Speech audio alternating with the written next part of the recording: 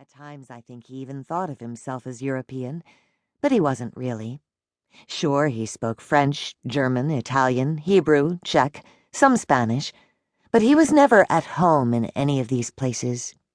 He was more Central European, but not exactly that either. He didn't quite have that history, except by professional engagement and family roots. Russian, Polish, Romanian, and Lithuanian Jews.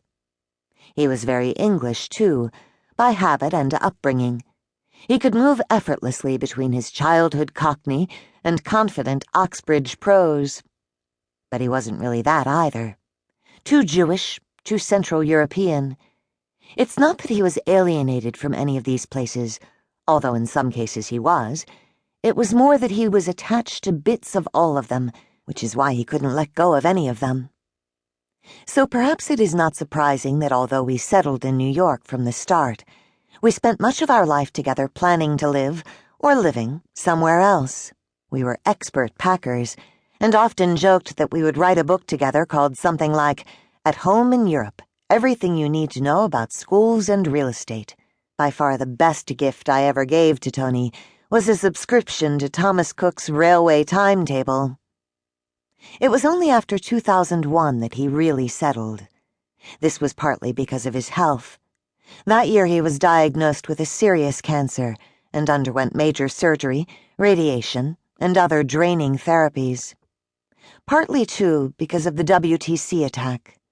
It became increasingly difficult to travel, and the horror of the event itself, combined with his illness, had a homing effect. He wanted to be here with me and the boys. Whatever the reasons, in the years that followed he slowly became more and more, though never quite, American.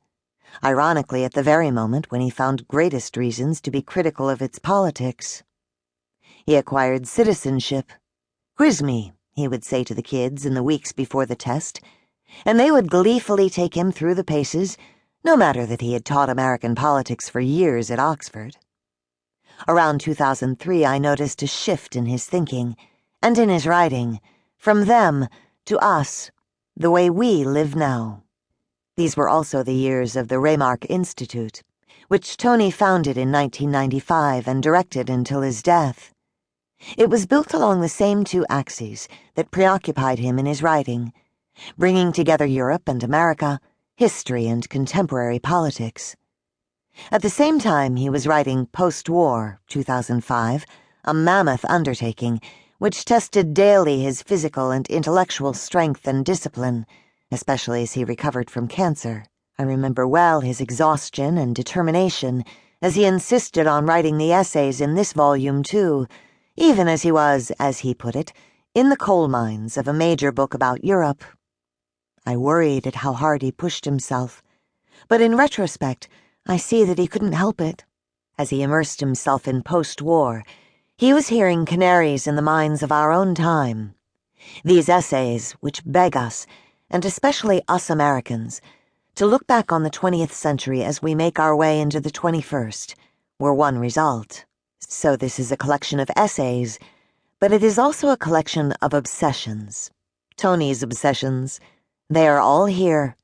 Europe and America, Israel and the Middle East, justice, the public sphere, the state, international relations, memory and forgetting, and above all, history.